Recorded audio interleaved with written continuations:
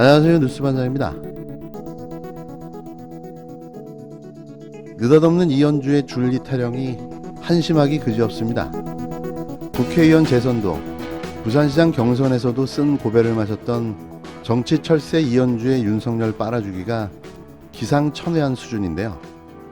윤석열이 혹시라도 대통령을 하게 된다면 한 자리쯤은 꿰차고도 남을 아부의 대향연인 거죠. 윤석열 전 검찰청장 안에 김건희 씨를 둘러싼 접대부 줄리 의혹의 이현주 전 미래통합당 의원이 공적 검증과 하등 무관한 그 풍문을 키득거리며 공유하고 음험한 눈빛으로 교환하며 즐기기까지 하는 행태가 낯뜨겁다고 꼬집었습니다.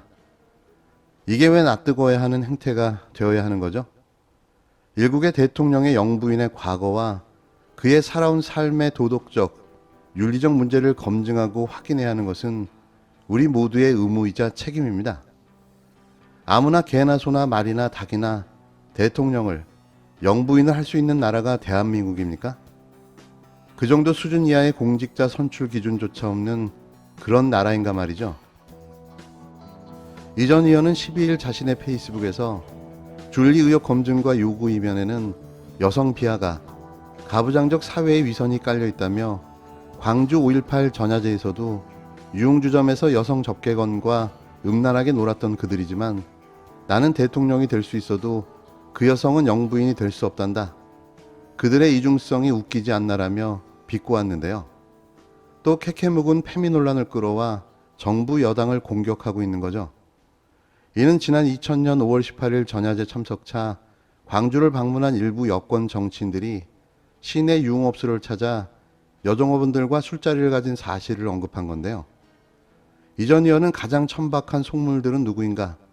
그 풍문을 확대 재생산하며 키득거리는 그들이 아닌가라며 민주당은 답해한다.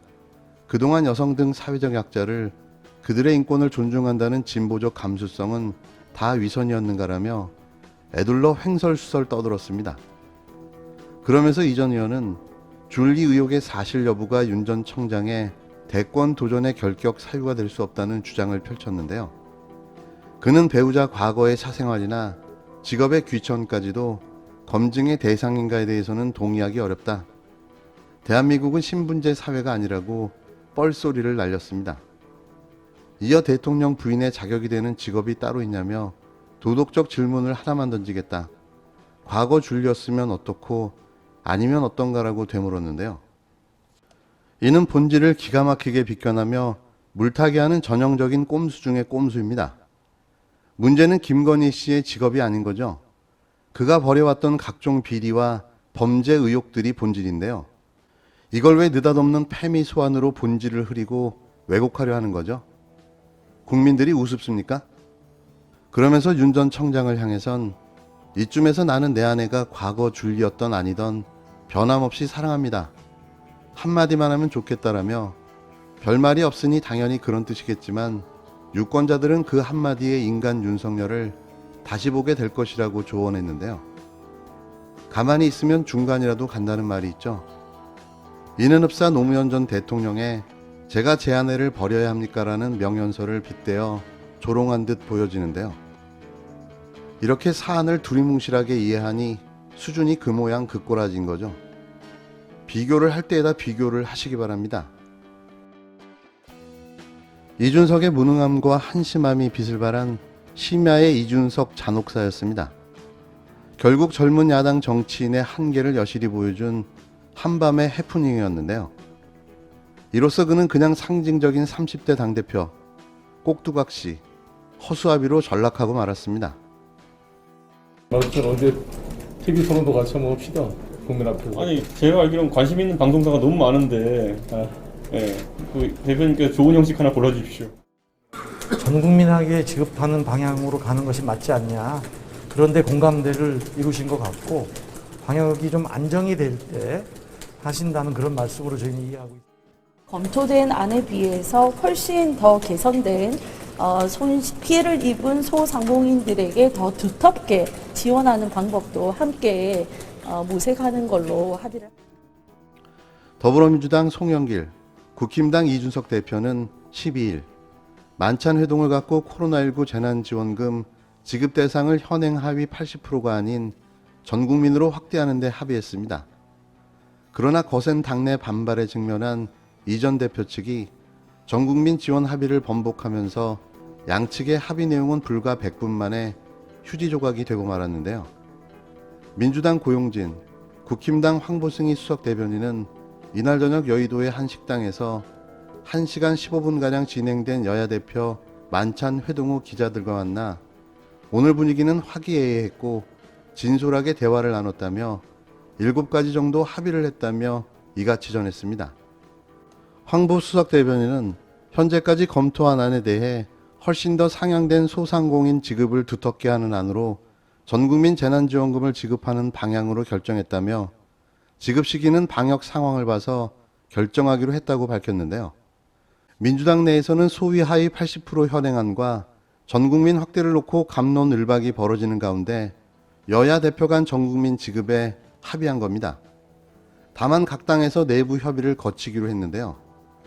이와 관련해 고 수석 대변인은 당내 논의를 거쳐야 하고 우선 두 대표는 전 국민에게 지급하는 방향으로 하는 게 맞지 않겠느냐 공감대를 이룬 것 같다며 지급 시기는 알다시피 전 국민에게 주는 것은 방역 상황과 어긋날 수 있어서 방역이 안정될 때까지 하는 것으로 이해했다고 설명했습니다. 황보 수석 대변인은 당초 전 국민 지급에 유보적이던 자당 입장과 관련해선 그래서 우리가 전제한 것은 검토된 안에서 훨씬 개선되는 피해를 입은 소상공인에게 더 두텁게 함께 모색하는 것이라고 강조했는데요. 그러나 여야 합의 내용을 접한 국힘당 내부는 발칵 뒤집혔습니다. 당초 반대하던 전국민 지원 확대를 이 대표가 덜컥 받아들이자 이를 문제 삼은 건데요. 당내 경제통으로 대선 도전을 선언한 윤희숙 국힘당 의원은 이날 페이스북을 통해 민주적 당 운영을 약속해놓고 당의 철학까지 마음대로 뒤집는 제왕이 되려 하는가라며 이준석 대표에게 직격탄을 날렸습니다. 윤 의원은 코로나19 4차 유행 직격탄을 맞은 소상공인, 자영업자를 거론하며 이들을 떠받치기 위해서는 당장 막대한 지출이 필요할 뿐만 아니라 앞으로도 얼마가 더 들어갈지 모른다며 이것이 의미하는 바가 무엇일까? 꼭 필요한 지출이 아니면 정말 아껴야 한다는 것이라고 짚었습니다. 이어 이 상황에서 재난의 충격을 전혀 받지 않은 인구까지 모두 재난지원금을 뿌리는 것에 도대체 무슨 정책 합리성이 있는가라며 대선 후보라면 매표 행위로 비난받아 마땅하다고 비판했는데요. 그는 무엇보다도 당내 토론도 전혀 없이 그간의 원칙을 뒤집는 양당 합의를 불쑥하는 당대표를 보게 될 줄은 몰랐다며 민주적 당 운영을 약속한 당대표를 뽑을 때 자기 맘대로 밀어붙이는 과거에 제왕적 당대표를 뽑은 것이 아니다. 그는 젊은 당대표의 새로운 정치를 기대하는 수많은 이들의 신뢰를 배반했다면서 이 대표에게 극한의 배신감을 드러냈습니다. 조혜진 의원도 페이스북에서 사실이라면 황당한 일이다. 우리 당의 기존 입장은 반대였다며 이준석 대표가 당의 기존 입장과 다른 합의를 해준 경위가 밝혀져야 한다. 대표가 단독으로 결정한 것이면 큰 문제다. 이 대표가 밝혀야 할 사항이라고 추궁했는데요.